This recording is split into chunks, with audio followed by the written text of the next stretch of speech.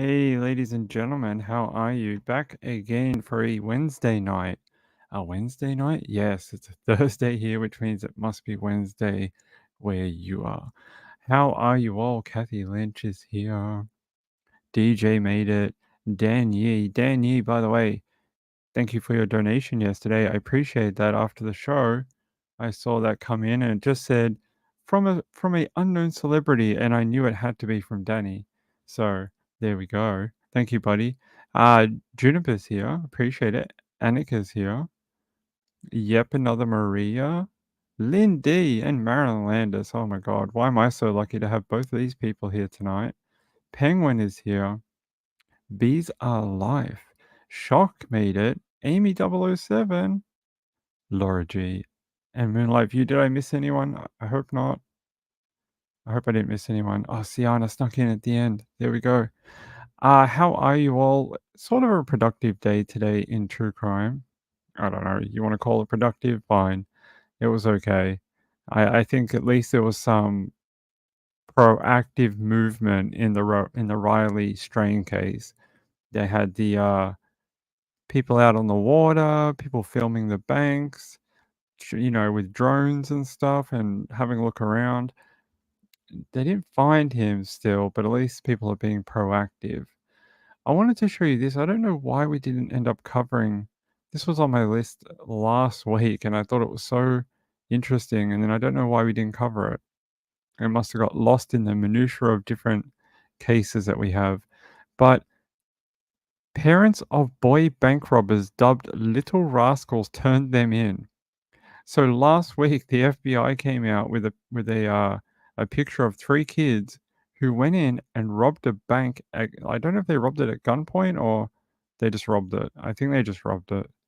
And they dubbed them the Little Rascals because they're young. They were 16, 12, and 11. That is very young to be robbing banks. I'm guessing they saw something on TV and went, yeah, we could do that. We're smarter than those people. And they were for about a week until their parents saw them on TV and I guess handed them in because they were like, oh my God, what did you guys do?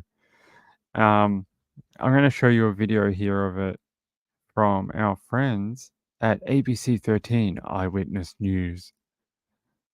Three-person bank robbing crew now in custody, and all 3 are under the age of 17. The youngest suspect is just 11 years old. And so how were the so-called Little Rascals able to rob a bank in the Greenspoint area? ABC 13's Jessica Willey live with the details on this one tonight. Jessica? Yeah, those 3 boys were brought here to the Harris County Juvenile Detention Center after their arrests, where they will face a judge who will decide whether they will remain in detention or get to go home with their parents as this case moves forward. While it's unlikely the 16-year-old could be certified as an adult, the Harris County Sheriff's Office says they are boy bank robbers. Their age is what's striking. This is one of the first times I recall seeing that. The trio, so young, the FBI called them Little Rascals last Thursday, releasing photos and guessing they were between the ages of 14 and 18.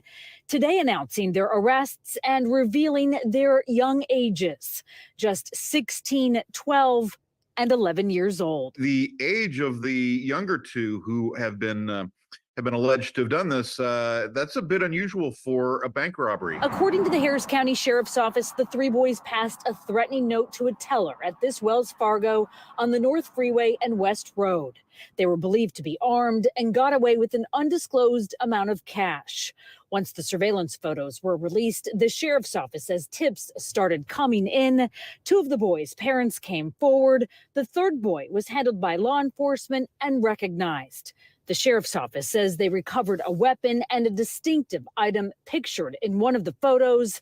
They are charged with robbery by threat. They are entitled to have a detention hearing almost immediately. Mike Schneider is a retired juvenile district court judge. I was thinking either this was very low in sophistication or maybe an adult had something to do with this. So this is not an uncommon thing because kids have punishment that's less severe, it's not uncommon for adult offenders to get them into to commit crimes. Investigators will not say if the boys acted alone. Because they are minors, we are not identifying them. If the allegations are proven true, they could face probation or juvenile prison. Schneider says the goal is rehabilitation. You would certainly want to have someone learn about these consequences before they're an adult. Jessica Willey, ABC 13. All right, so we got our question answered. Yes, they were armed. They found a weapon when they arrested them. So yesterday we spoke about in the Late Show a man, a transgendered person who was killed by underage people. And we were like, throw the book at them, treat them like adults, like little, beep and F and then this. Ping was really wound up yesterday. I'm sorry about that. I'm sorry for all the swearing yesterday. But we got a little round up about it last night. And then you look at something like this and you go, where does the line draw? Do we just treat them as the law states, or do we do the same thing and be like, treat them like adults? They did an adult crime. So I would sound like a hypocrite if I was like, oh, this is a teaching moment. We should just teach them not to do this and let them go. So I guess I got to stick to my guns and say, put them through the court system. To tell them, see what happens. I mean, they committed the crime. It is a shame, but there might be more backstory to it. This is not murder, though. I mean, the other one was a cold-blooded murder. Person stepped into a car and they shot them. I mean, but it is an ethical question. Like, where does that line draw? Is this where the line draws? Is it somewhere else? It's hard to know. Is murder where the line is? It's hard to know. And yeah. Right, they had a weapon. Maybe if they didn't have a weapon and they just handed a note and you could go, oh, look, they were just kids trying to be, they saw it on TV and they told us that, but they saw it on a movie. Then you could be like, well, okay. But they had a weapon. Maybe they were prepared to use it. We don't know. They didn't, luckily. Thank God for the tellers and the security at the bank. But yeah, it's an interesting ethical question we should each have a think about when we talk about these underage crimes. Yep, had a weapon. Hey, Four Sons' mum. Could have killed someone. They could have. Danny says the parents should be worried. Very much so. Very much so. Could be for not having it restrained where a child couldn't get a hold of it. Very possible. Very possible. But I don't know why I didn't end up running this last week, but the FBI put out a thing last week asking for information, and I was like, I stored it away and I put it in the notes thing, and then I don't know what happened. We got caught up in other cases, I guess. I hope you're all doing well out there. I thought we'd start the night out with that since they caught them. We'll find out more when they go through the court system. They're still going to court today. Hold on. Did they get bail? Because they know they were looking for bail. Hold on. Let me see if they did get bail or not. It doesn't say. Don't do that. I don't see an update whether they actually were allowed back out or not. They did bring up a good point that maybe they were convinced by an adult to do the crime because they knew kids wouldn't get as harsh a punishment, but that is for the police to determine whether that actually occurred or not. It's a theory, but we don't know whether that's even a factor or not yet. I don't see anything whether they actually... They were due in court today, but I don't see anything. They're just that they're in custody, so maybe they didn't get back out. Yeah, I don't see an update. at all. If I do get an update, I will let you know, but as of right now, I don't. Yeah, apparently because they're juveniles, they haven't provided much information past them being arrested. That's what one of these other sources are saying. All right. Probably under their bunk bed. And then their mum came in the room and they were like, "Where did you get all this money?" Hey, Paul Sun's mum. Shock says, "Didn't banks have guards several years ago? They may have still had a guard. 20 grand, maybe?" The tellers are told not to give much. Like they keep a small amount in the till. It's not much. Maybe they're supposed to only keep like a few $1,000s. They're not supposed to keep anything. I think it's above 10 grand or something in the register, because they get robbed. And if it's in a safe, it's much harder to get to. The likelihood of it getting stolen is much less. So I don't know how much, but it could have been, a couple of thousand up to maybe 20 grand. Who knows? But probably whatever she had in the register. So it may not have been that much. That much. Sean says it's stuffed in a teddy bear. Could be. It's in their Halloween bag, in their Halloween candy bag from last year. Let's see.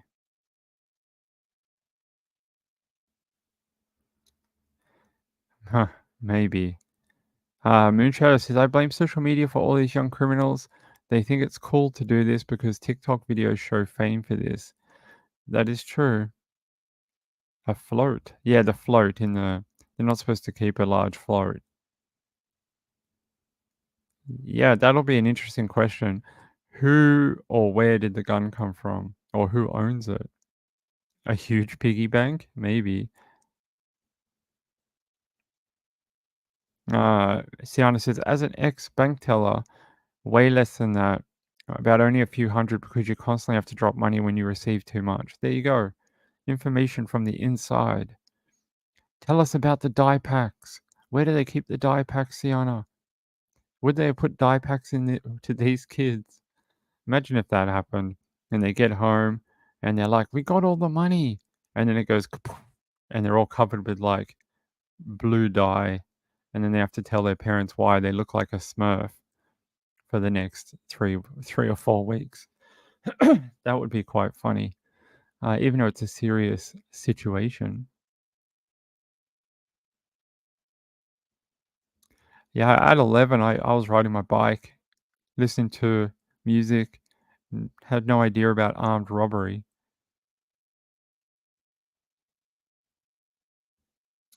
Sienna says yes, and you pray the front door gets locked before it goes off.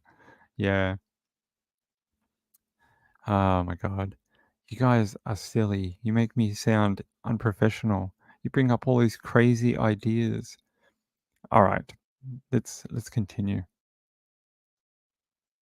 Ah, there is an update in the child that was found in the duffel bag.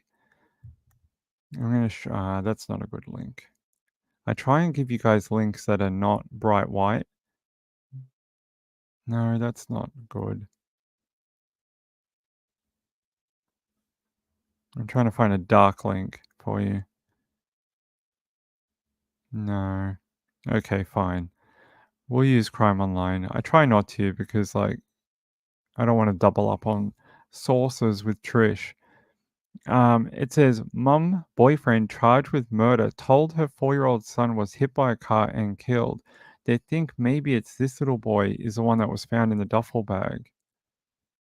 It says, "A West Philadelphia mum and her boyfriend have been charged in connection with the disappearance of her 4-year-old son who has not been seen since late November. Dominique Bailey, 28, faces multiple charges, including murder, endangering the welfare of a child, false reports, and abuse of a corpse in the presumed death of Damari Carter, according to WPVI." Let's see if that one loads. Okay. Don't do that. All right, there we go. So it says her boyfriend, 30-year-old Kevin Spencer, has been charged with criminal conspiracy, murder, endangering the welfare of a child, false reports, tampering with evidence, abuse of a corpse, and other related charges. Family members said Bailey initially told them the boy had been struck and killed by a car, but they were unable to find any report of an accident, and there were no services for the boy. Once everyone started to get cops involved because we're calling the children's hospital, and they're like, "We've never heard of a Damari Carter ever," said the boy's cousin. Police said they launched an investigation on December 30 when they got information about a missing child, and that several sources said they heard from the mother that he was hit by a car. They brought Bailey in for questioning on January 4, and she said she told them about her involvement in Damari's death the next day. They later took Spencer in for questioning during a search of an address where he lives. Investigators said they believe the child was beaten to death, according to WPVI, but his body has not been found. Investigators were back in the neighborhood Saturday searching in dumpsters and empty lots. They asked anyone with information to call 215-686-TIPS. Hold on.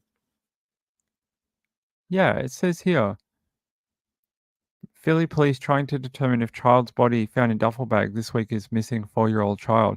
Okay, so they're trying to see if we read about it the other night that there was a very badly decomposed child's body found in a duffel bag.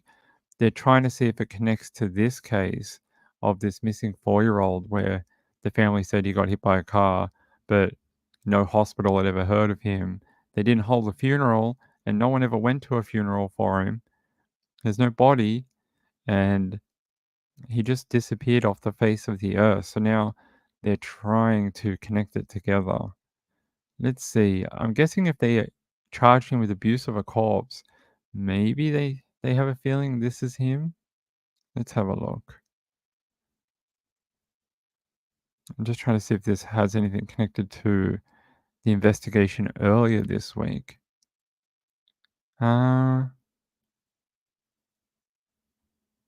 They said they're still trying to figure out what happened to Damari, who said had a life full of hardship. They said there were people out there that would have taken him and given him a better life. Isn't that sad? You always hear that after they're dead, after they've been killed, that there's people out there who would have loved to have him. There's people out there who would have helped. It's so sad because you think what a happy life that kid could have had somewhere else. Let's listen to this news article. Maybe they will tell us how they think it connects to that duffel bag. Have been charged in connection with the disappearance of the mother's 4-year-old son. Authorities are presuming the little boy is dead as they continue searching for his body. The child's family members reached out to Action News saying he was last seen on November 25th. Action News reporter Brianna Smith has the latest in the investigation. Philadelphia police spent the entire day searching for 4-year-old Damari Carter, but unfortunately, they did not find him. Meanwhile, his mother and her boyfriend are charged with murder. Philadelphia police spent hours in the rain searching this dumpster at the intersection of Union and Brown Streets in West Philadelphia, hoping to find evidence or the remains of 4-year-old Damari Carter. Nobody saw it coming. It completely took us blindsided because everybody was holding out hope that he was going to be found okay. Ayanna Parrish has been worried about her young cousin Damari for weeks. Parrish says his mother, 28-year-old Dominique Bailey, told family members Carter was hit and killed by a car. Once everybody started to get cops involved, because we're calling the children's hospital, and they're like, we've never heard of Damari Carter ever. Police also found no evidence of a car crash. On Friday, detectives say Bailey provided information to police about her involvement with her son's death. Their investigation also led them to her boyfriend's house on Reno Street, which is just blocks away from the dumpster they were examining. Sources tell Action News investigators believe he was beaten to death. How could anybody look out and put their hands on him and hurt him like that? It broke my heart. There were people out there that would have taken him and gave him a better life. Police say they're determined to find Damari and will continue their search on Sunday. Now, again, his mother and her boyfriend, 30-year-old Kevin Spencer, are facing several charges, including murder. Reporting outside Philadelphia Police Headquarters, Brianna Smith, Channel 6 Action News. Significant rain, so the ground is already quite dry. Add to that The ground is quite dry, apparently. Okay, it doesn't explain, but it is a similar area. I'm pretty sure the other one was West Philadelphia as well. Let me okay. Let me see if the streets overlap. Hold on.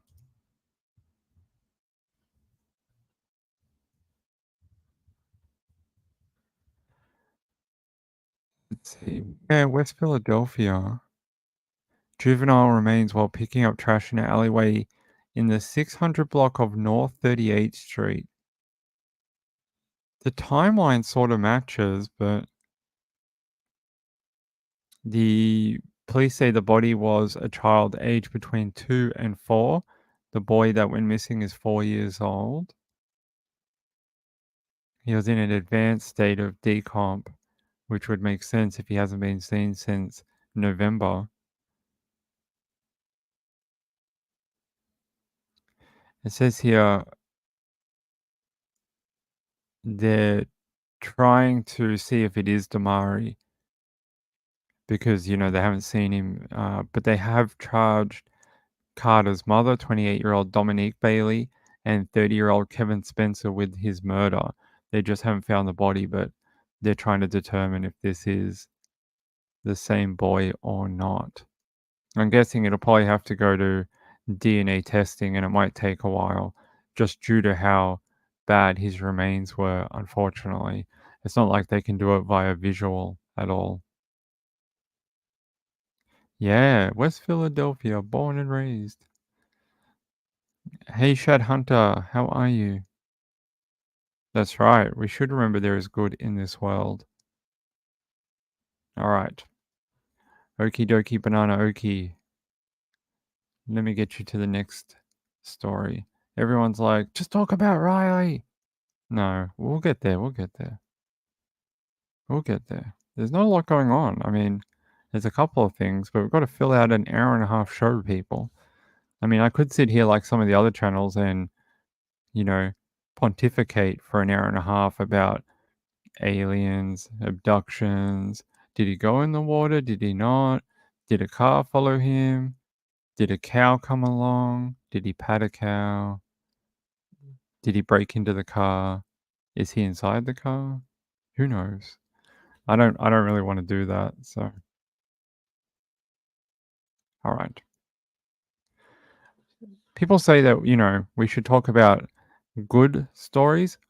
That reminded me that I had one for you. And after we just spoke about that horrible story about a little boy, let me show you this one. It says, incredible moment. 2 exhausted sailors are plucked from the raging South Atlantic, 1,450 miles from land after their hero, Swiss captain, made sure they were safely inside a life raft before going down with the ship. Their captain actually cut the line for these 2 men, making sure that they were on the life raft, and he wasn't able to cut his own line free of the boat, and the boat dragged him down under the water, but he saved his 2 friends, and they survived. The captain also put out a distress call, and it was heard by the Coast Guard, and they were able to get a tanker to divert and come and get them.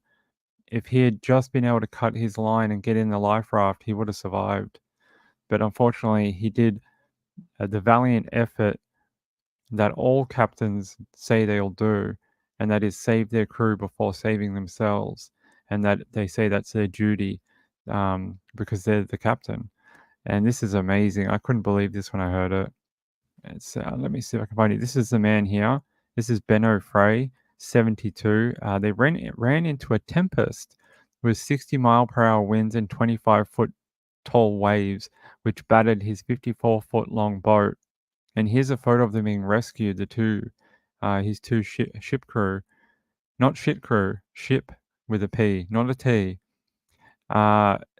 You can see they had to climb this ladder, this wooden ladder up the side of a tanker ship.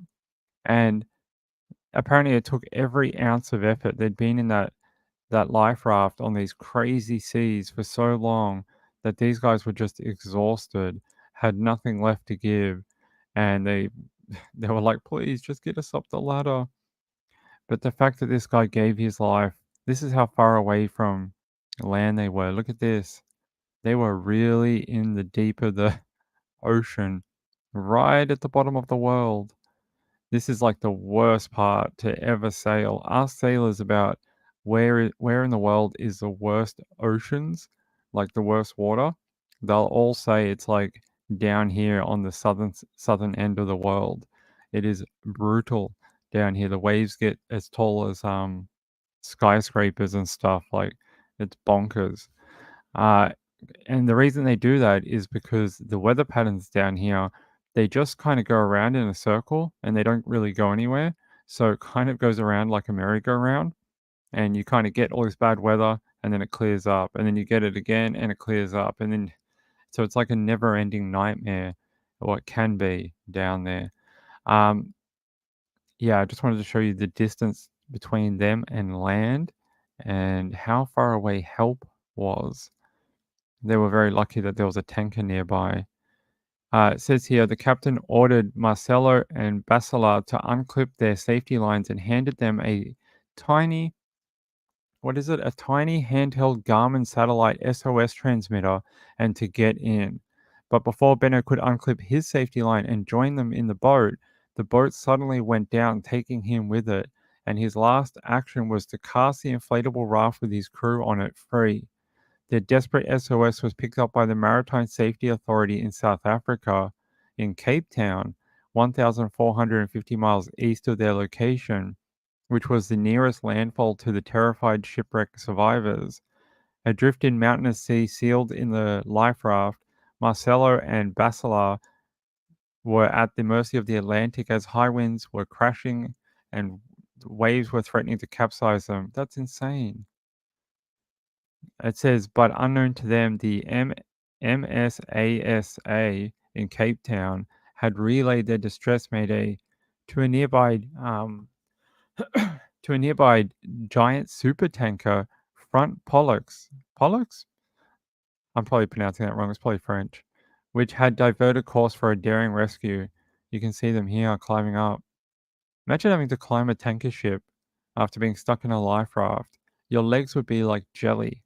You wouldn't be able to. I can't imagine every ounce of effort to get up those stairs. It would be just, I don't know. You'd be so ecstatic, but at the same time, you'd be so exhausted. There you go. There's them being rescued by crewmen. It says, and in this incredible mobile phone footage shot from the deck of the 825-foot long crude oil carrier, the vulnerable 8-foot by 8-foot life raft is seen located in heavy seas. This was the boat here that they were on. It's very little, especially in those 25-foot seas. And there's the captain, the man they presume lost at sea, who went under with the boat. There he is. Benno. What a sacrifice to make sure his friends got home. And there's that ship. Look how massive it is. They had to climb up the side of this ship to get to safety. I mean, after being stuck in that life raft for days with no food, no supplies, nothing but seawater. I mean, I couldn't imagine. Apparently, this is his son, Benno's son, the guy who perished. There's him with his family and crewmen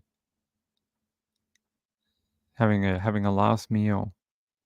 I mean, I can't. There's that little Garmin. That's the tiny little thing he handed to them and was like, "This will save your life.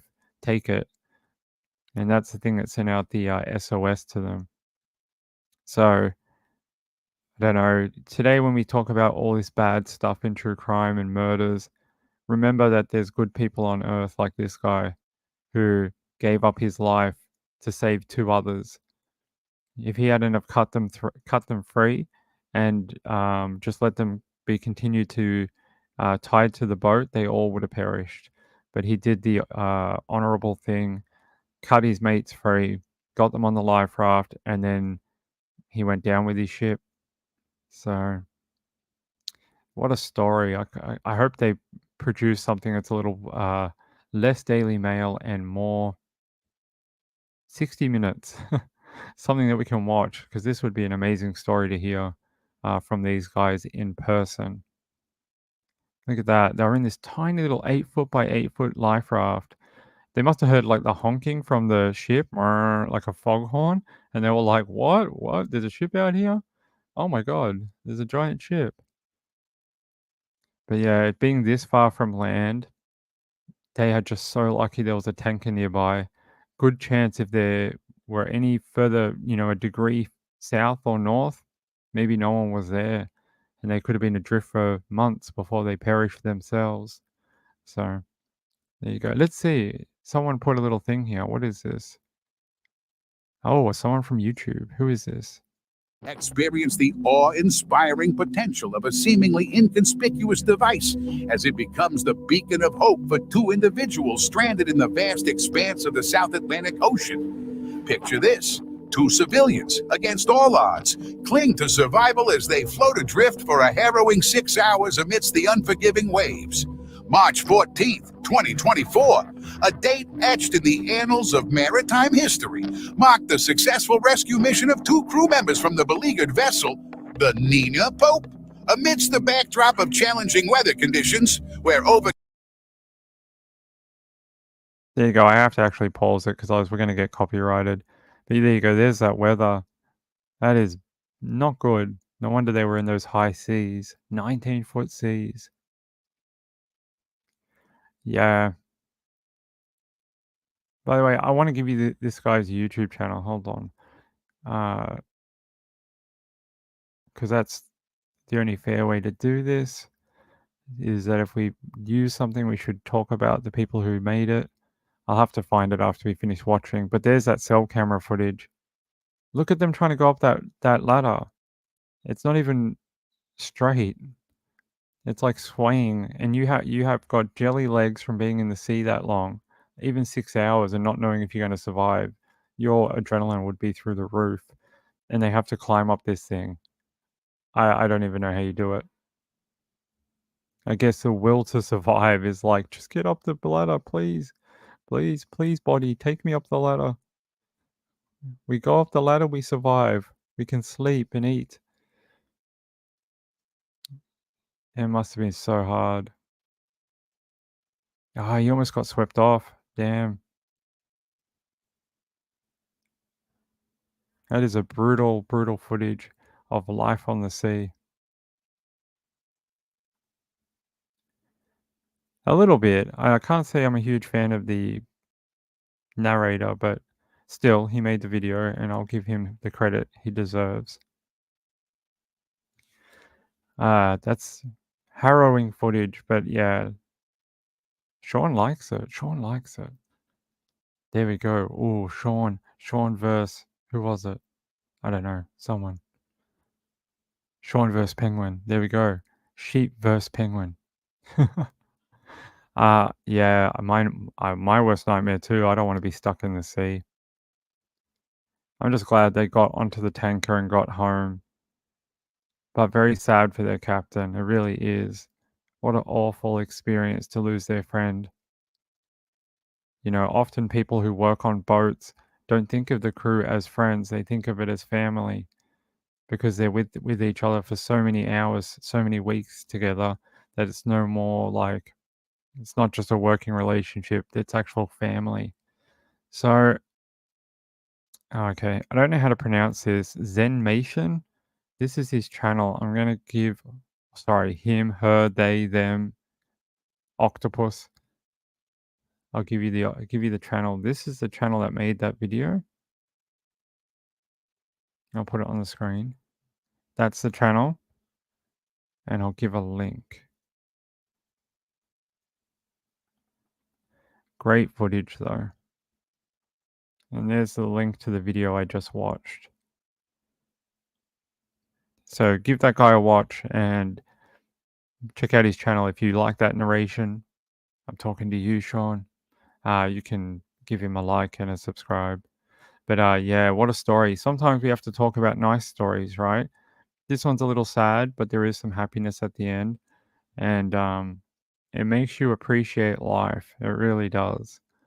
I can't imagine being in that situation that they were in. There's a lot of stories like that on the sea, unfortunately. But yeah, there you go. One last look at Captain Ben O'Fray, 72, lost at sea. What a man to give up his life for his crewmen. All right, let's move on. Let's move on. Let me find you our other story of tonight. If I can find it, which that's what I always say. Oh, people wanted to talk about this. Okay, we can talk about this. So, Rohan Dennis, husband of former Olympic cyclist Melissa Hoskins, faces court charge with causing her death. Now, this is an interesting situation. And it says the husband of former Olympic cyclist Melissa Hoskins has faced court for the first time after allegedly striking her with his car, causing her death. Rohan, a former world champion cyclist, was arrested in January and charged with causing death by dangerous driving, driving without due care, and endangering life. Police allege Dennis recklessly struck the 32-year-old mother of two with his car in front of their home in Medindi in Adelaide's inner north on 30th of December. Hoskins was taken to the Royal Adelaide Hospital but died later that night. Now, the reason people want to ask about this is the magistrate, Simon Smart, approved a request from prosecutors for a 5-month adjournment until his next appearance to allow police to complete a major crash reconstruction. Now, people are like, whoa, that's a bit weird. Why are they asking for such a long adjournment? We've seen this in like every case we've had. The mushroom lady, her one was like, what was it? Something crazy, like 5 months, 6 months, a lot. We have it in the guy who is accused of murdering the lady in Ballarat. His one is not until August. So this sort of fits the same theme. This one was done, when was this? Like today, yesterday? 13th of March, so about 10 days ago. That's about the same time as the guy accused of murdering the Ballarat woman. He got 5 months, about till August as well. So it fits. The police are asking for these long adjournments so they can get all their ducks in a row. And these crime scene crash investigations, they are very high tech now. I wanted to show a little bit about how they do it. Where is it?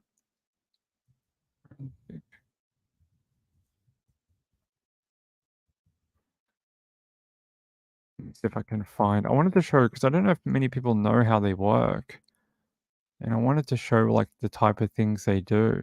They use like lasers, and they come in and they photograph things, and they have like different cameras set up with like reflector points, and they can figure out like if the car moved by an inch or a mile. They use the skid marks from the car, like the black tire marks on the road, and they measure those, and they must be going this fast to produce that much. It's really detailed work, and 5 months doesn't seem like that long of a time when they have to do that much work. This one won't be due to high speed or anything like that, but they may still have to.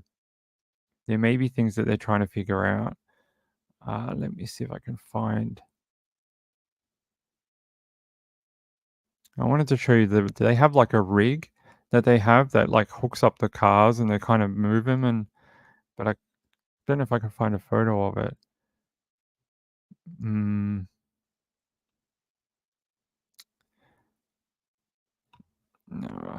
maybe I can find it. Should have found it before the show. Ping, what are you doing? Why are you so useless? All right. All right, here. Maybe this will help.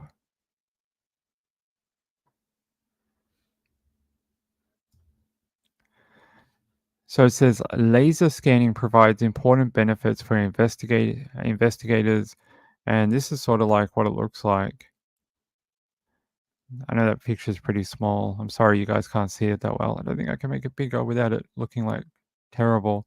But they use these lasers to reconstruct and then find out how these cars moved around, and they can move around the entire crash scene, and then they can like rule stuff out. They're like, well, no, they didn't do this, so we try that again.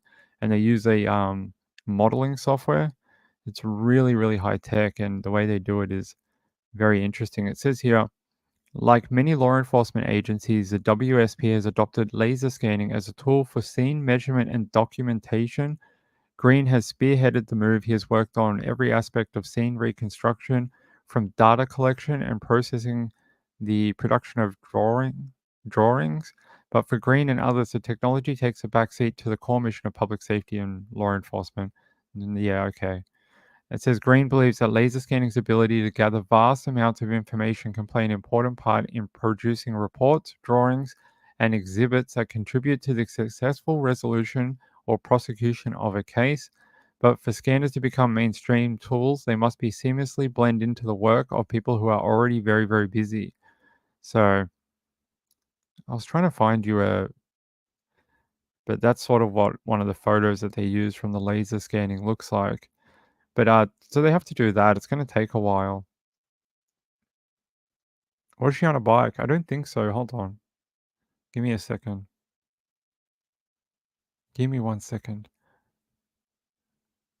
I think what some people are thinking is that it was a marital tiff and that in some sort of, heat of the moment, he hit her, but I don't know. We'll find out. Yeah, let's go back to this one. It says here, he will return to court in August when prosecutors will confirm the charges that they will be proceeding with against him. So he has to wait till August to even find out if, like, at what degree he might be going to trial with. So they don't even know yet. But I guess that's why it's why they want the crash scene reconstruction done. There must be something there that they're not sure of. Even if they do have like CCTV or Ring doorbell.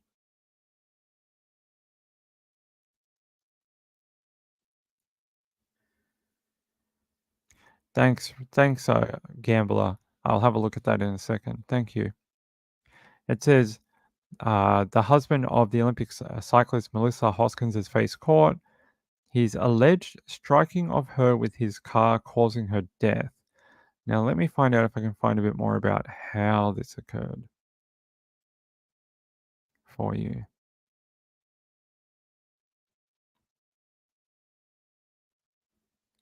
Okay.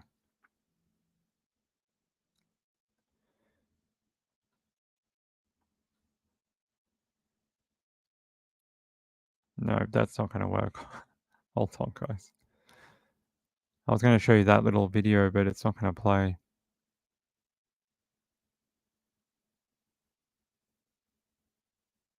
All right. Hopefully this one. This one was from earlier this year. Two Down Under officials are planning how to honour the life of Olympian Melissa Hoskins as the cycling world prepares to open the season here in Adelaide. Her husband, Rohan Dennis, who's accused of running her over, remains at their Madindi home. Hannah Ford joins us live. Hannah, he stayed silent today. That's right, Mike. Dennis has only emerged from his home to take his two small children to his parents' house. Our cameras were there as he returned to the house he shared with Melissa, but refused to answer questions, only telling reporters to be careful in front of the family car being driven by his father as it rolled into the garage with the children. They were carried inside, being comforted by Dennis. There's been no comment at all from Rohan Dennis or any of his supporters since the incident here on Saturday night. Melissa's life will be honoured in some way during the tour Down Under, which begins on January 15. What that looks like is still being worked through, and there will be a 1-minute silence for Melissa Hoskins ahead of the national road race in Ballarat on Sunday. Mike.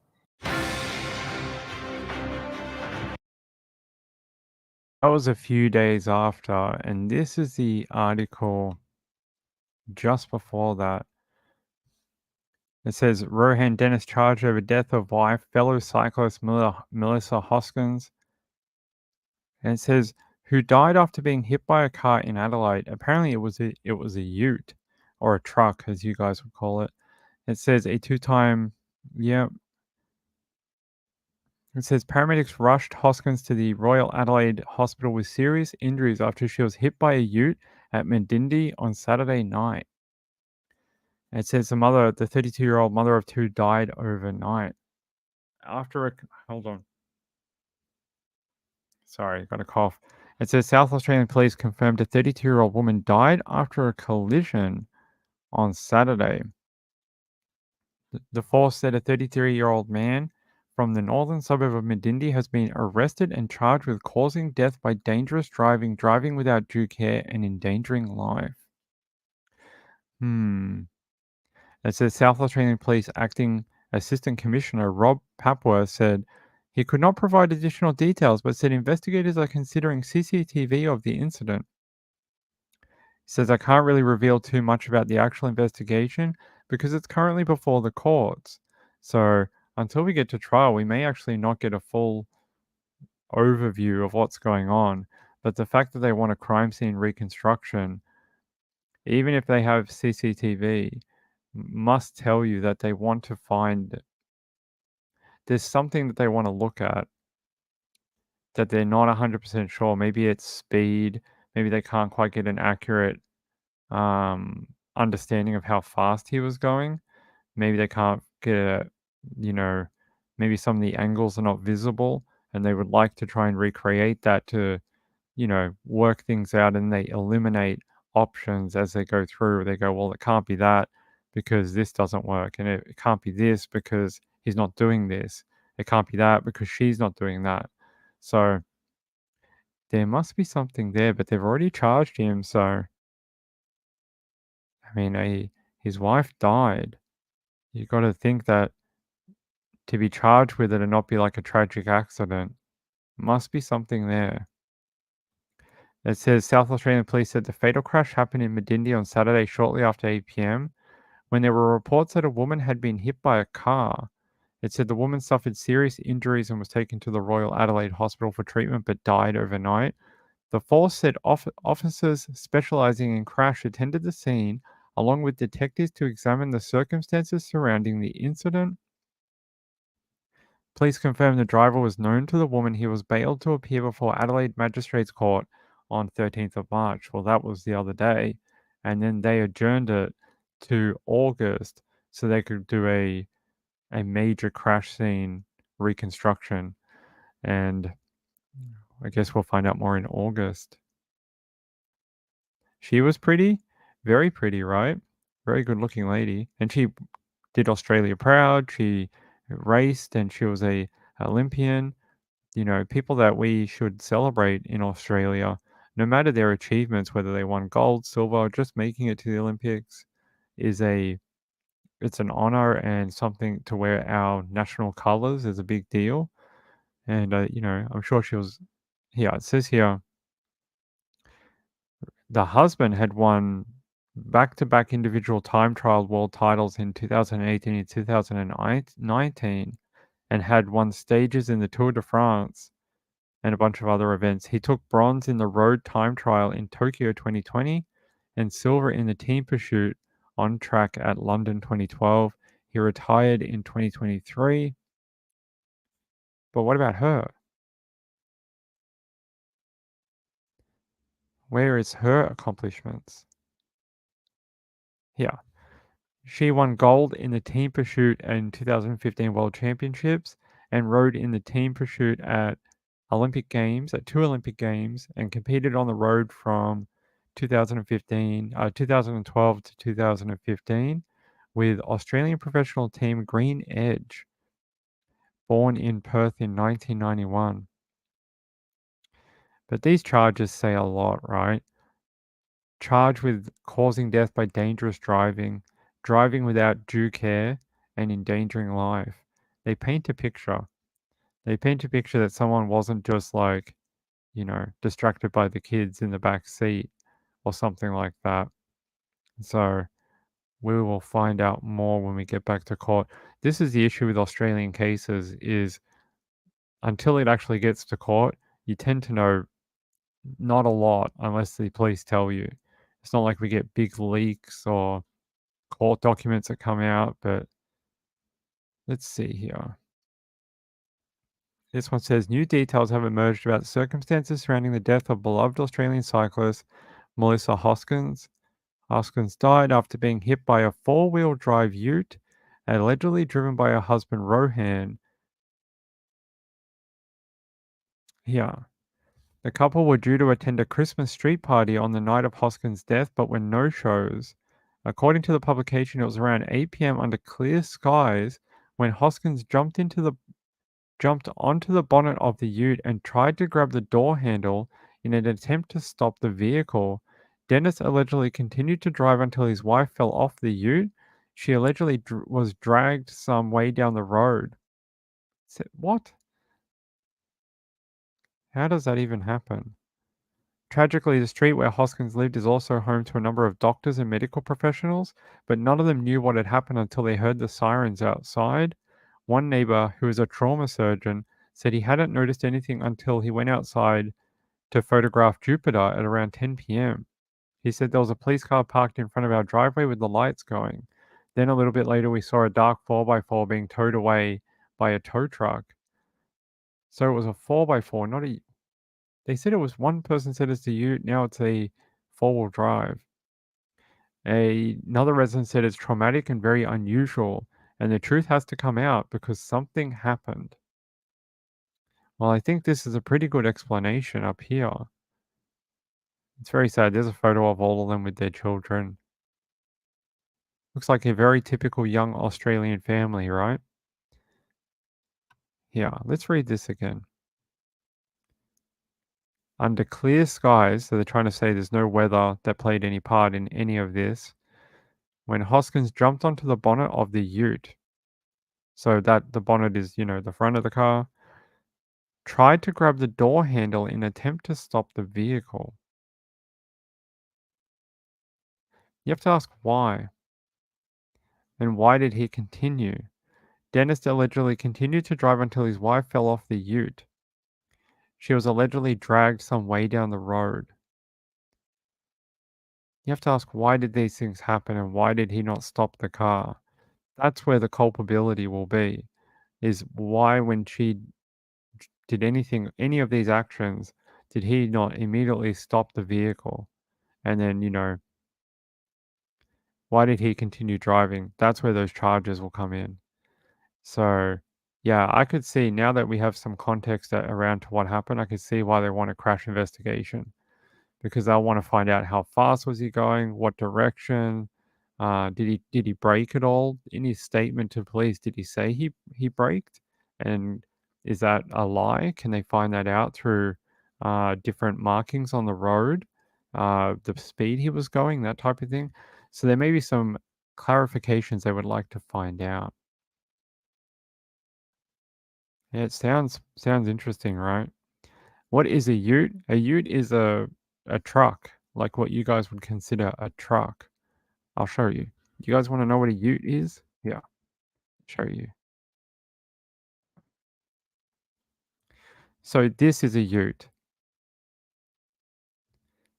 This is also a ute. Anything that's missing the back section here, and you can put stuff in the back, is a ute. In your country, you call it a truck, right? That's what you guys call this. This is a truck. So we call this a ute, spelt UTE. So when I say ute, I'll often say ute or truck, and I try to make sure that people know this is what I'm talking about. So she jumped onto the bonnet of one of these. I think it was this type of truck or ute. She jumped onto the bonnet and then tried to grab the handle to try stop it from moving. Where did they get into a fight? And he's like, well, I'm going to the Christmas party. I don't care if you don't want to go. And he's like, go away. I don't care. You stay here if you want to. I'm going to go. I'm going to go have some fun. I'm going to go have some drinks. And she's like, no, stay here. You have to stay here. Help me with the kids. No, I want to go to the Christmas party. I don't know. Could be something like that. Some sort of marital disagreement that went too far. A utility. Hey, Vicky. Hey, my friend. A pickup truck. Okay. Yeah, UT equal utility. Yeah.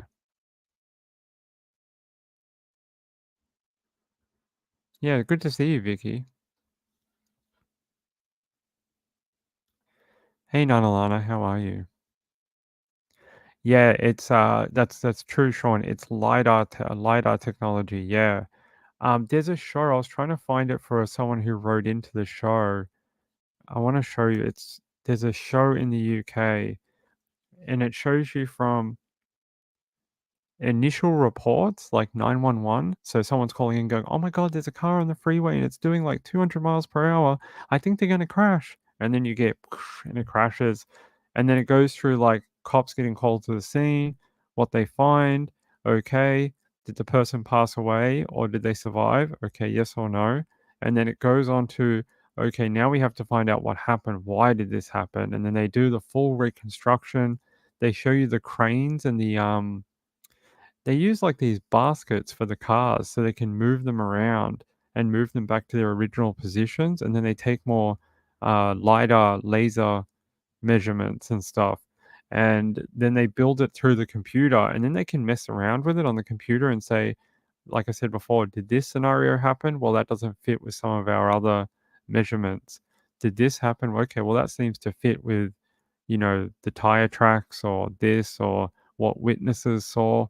And this TV show was great at it. I'm just going to try to see if I can find it. They don't have many episodes, unfortunately. Aha, this one. It's called The Crash Detectives. And this is a really great TV show. It's from Gwent Police in England. Oh, in Wales. In Wales. Sorry, Wales people. I think they only have 4 seasons, and each season only has like 3 episodes or 4 episodes. It's not UK shows are weird. They only have like very small seasons of shows, and but each one is quite extensive, and it shows you from that initial call to the police all the way to a court case and then conviction or whatever, or to a coroner's court where they find out, what was the truth of this? How did that person die? Why did they die? And it does the whole thing from front to back. So if that is something you are interested in, this is a great show for you to watch. It's one of my top picks of documentaries. Hey Robin, how are you?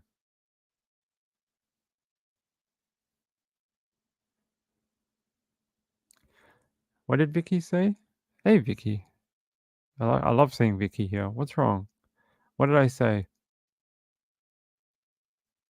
Trying to see what she said. That's all right. We'll find it.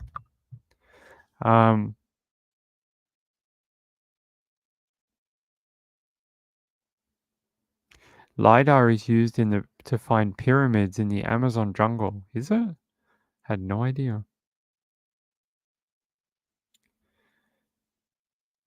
You guys are too kind. I think some people get annoyed with my my erraticness though. All right. Let's move on from that one. I just wanted to talk about it because apparently someone put out a video wondering why police asked for such a long adjournment and why is the CCTV not enough to convict. And it's not that it's not enough to convict. It's more the police want to be sure in what they're bringing to court, especially with the crash investigation. They want to be 100%. They know every circumstance of what that car did and what the victim did, and what the perpetrator did as well. It's just so they know every, so they're not missing something, so they don't go to court, convict someone, and then they find out, oh, really? That's how? Oh, we never thought of that. And then they've convicted a poor person for the rest of their life, and they're in jail. So it's just a way of double checking their work. It's a way of, just making sure that they're right and they're charging someone with the right charges. So that, and these 5-month breaks or whatever, they're not unusual anymore. We're starting to see a lot more of them in these court cases. Like the mushroom lady, like the lady Miss Murphy from Ballarat. That's 5 months. These long dates are pretty common now. Pretty standard. You see them almost in every court case, unless the police have all their ducks in a row already, and then they're like, "Yep, we'll be ready for trial in 3 months," which you just don't really see that anymore. Sometimes, but not that much. They ask for these long adjournments. All right. Shall we get to the Riley stuff? You guys want to do the Riley stuff now? Okay, last bit of the show, we'll do the Riley stuff, and then we'll do everything else on the late show. All right, let's get going. All right. Shall we do what Kathy sent me? All right, let's do that. She was so generous to send this in, and she found this on WATE6 on your side. Is that like one of those investigator things where they're like, call in with your community complaint and we'll help you because we're always on your side?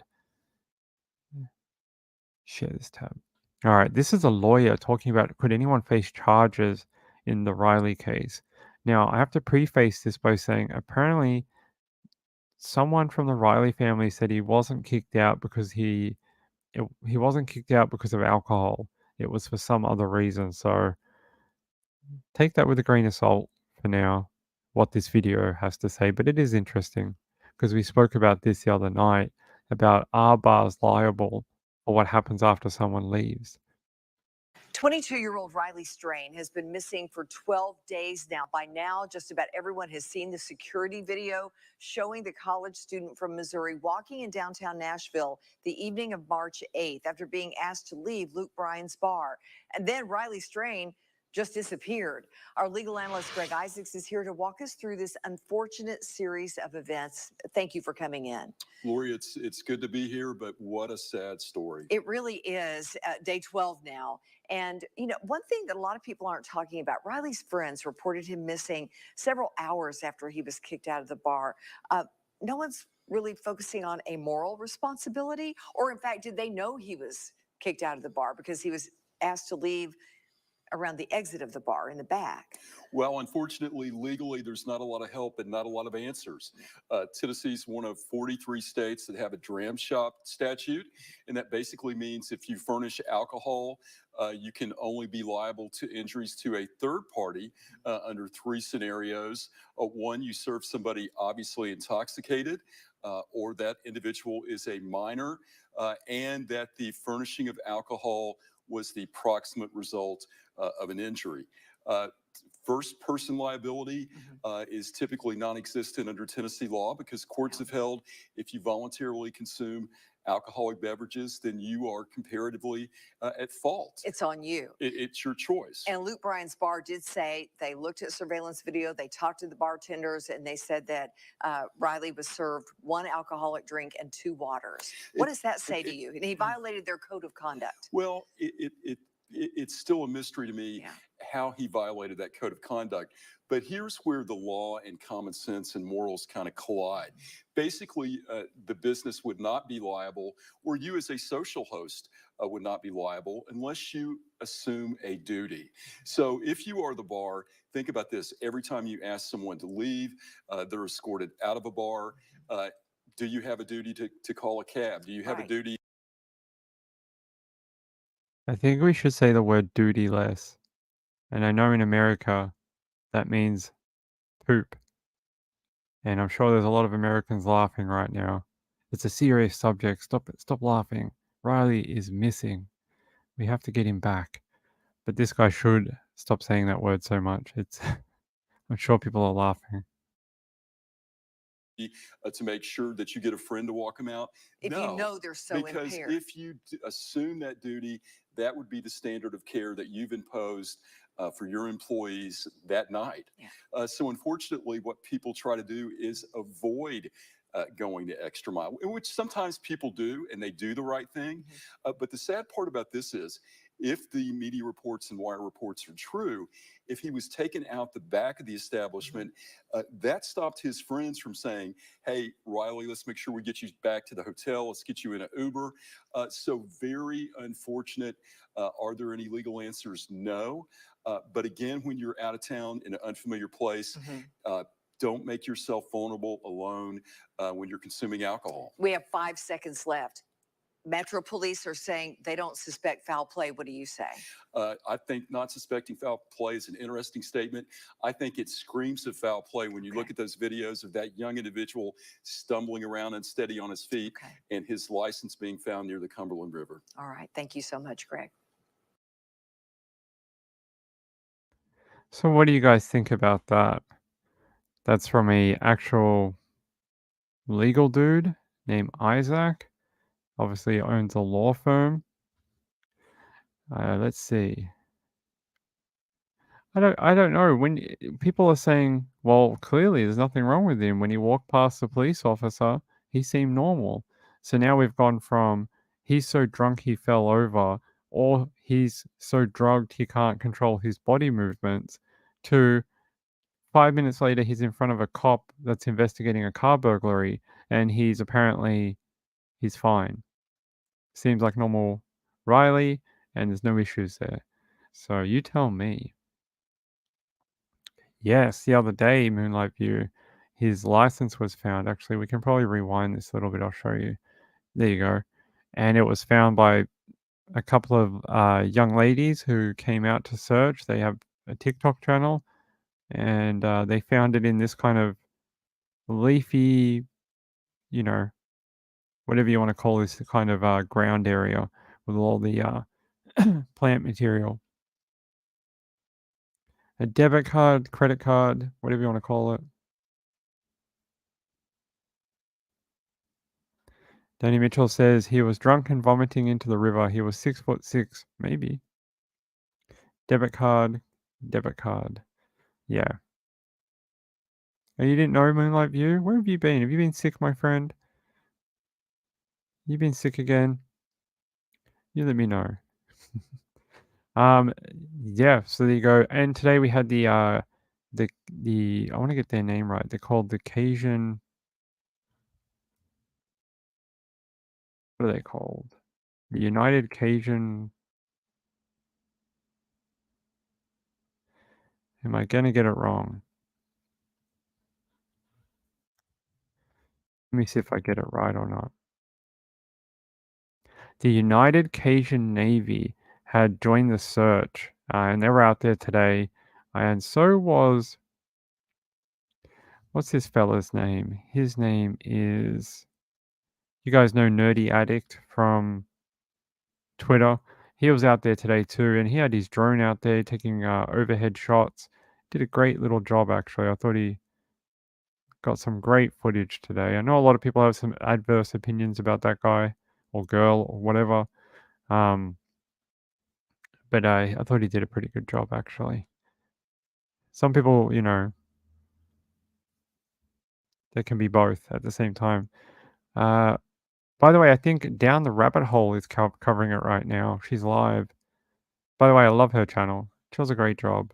I remember I was on her channel when she did that girl who went missing in the car park in Nevada, and she had only like the same amount of subscribers as I have now. Now she gets 2,000 people a night on her channel. So good work for her. Glad she has found success.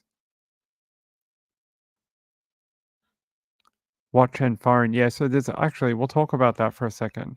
There's some confusion around the watch and phone. People are like, but his watch and phone was waterproof. Why, even if it fell into the water, it's waterproof. It's going to keep submitting signals and data to Apple or whatever. No, the water is it dampens the signals from the tower, and it's a great, water absorbs those signals really, really well. And you can only have to go under, like, I can show you, like just like a couple of inches of water, and this will no longer get a signal anymore. It'll no longer transmit to the tower. because that water is does such a great job of absorbing the radio waves.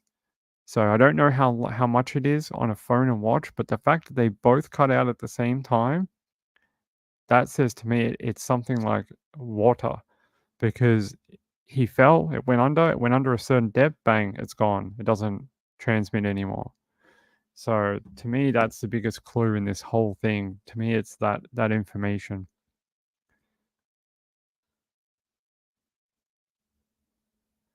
Gambler says it's like a cliff in some places leading down to the river. Someone told JLR the river was a lot higher.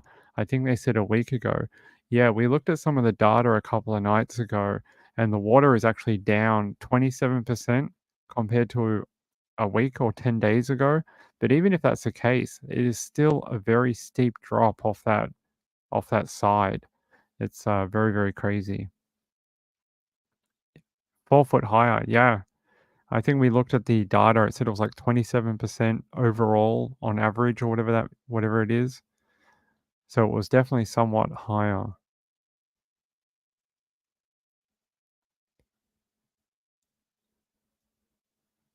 Nah, it's not. It's way less than that. I hate mornings. Way less. It's I think they've demonstrated that it can be just a couple of inches.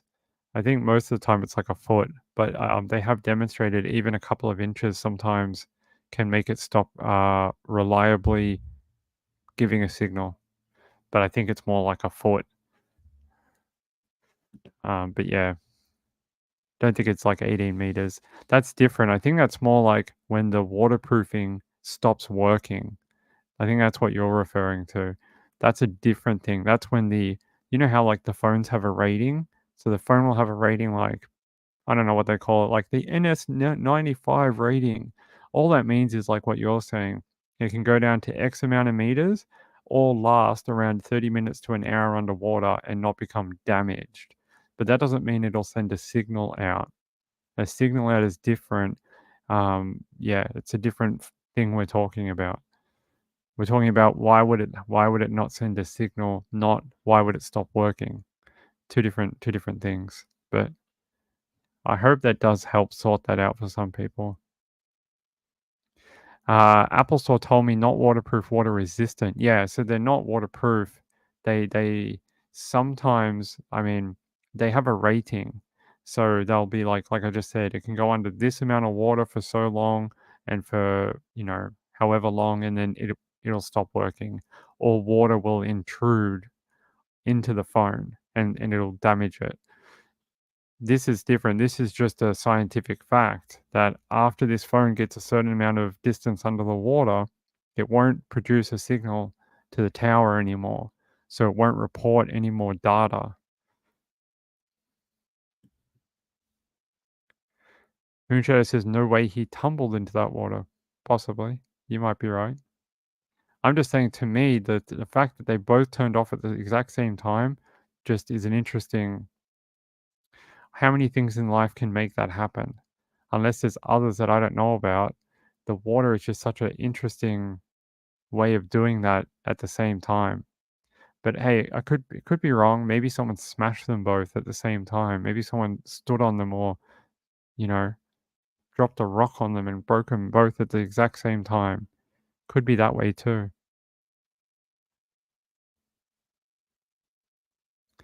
That's what I've thought too, but some people I was talking to said that that water runs really quick, but there is a lot of snags in that water too. So you would have thought if he was there, they would have found him. They've been in that water for like every day for like 10 days or more, and they haven't found anything. Danny Mitchell says the parents appear to think he's in the water. Yeah, I think a lot of people do. I can tell you some other cases when we come back for the late show. I can show you some other cases where people have fallen into the water. People have known the exact point of where they've fallen in, and they haven't been able to find them for like 4 weeks. And then all of a sudden they find them like somewhere across the other side of the river. I can show you some cases when we come back for the late show. It's pretty common. Although I really would have thought he would have been found by now, but It does happen. You might be right, Moonshadow. We'll find out. I hate that we've got to slow down and get out for the night. I really do. I really wish we could stay on for another hour. It really sucks having to close down for the night. I miss you guys for the rest of the day because I know a lot of you can't come back for the late show, and that is disappointing. Very disappointing, but that's okay. You guys are going to go have fun with Trish for an hour or two? Hey, oh, that's no good. I hope you feel better soon.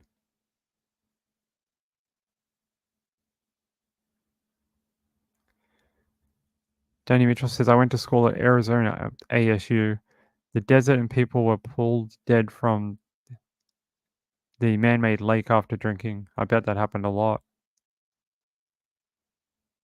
Yeah, she just looks devastated every time she's on that camera. She looks like she's not coping very well. I hope she's got a lot of support around her. Right. Reeve says, didn't it take Mallory Beach from the Murdoch boat crash 10 days to find her body? Yep. And they knew where she was. Caleb. No, I haven't heard anything about Caleb, unfortunately. He's from Corpus Christi. Cool. I was looking up about that woman who was murdered and found underneath a bridge, the 17-year-old. I haven't heard anything new about that either. It just says here that friends of Caleb Harris have made a social media account to help raise awareness, and that the father of missing Texas college student makes fresh appeal for information. We'll cover that on the late show, but no actual fresh information, just more appeals for people to call in and tell what they know about Caleb. That's all right. All good, Peekaboo. I appreciate it. I just hate having to turn off at 9:30, but that's the life I chose. So the tweet I sent has some interesting numbers regarding the river. Thanks, buddy. I'll check it out. We can do it on the late show. We got to get out of here in like 2 minutes.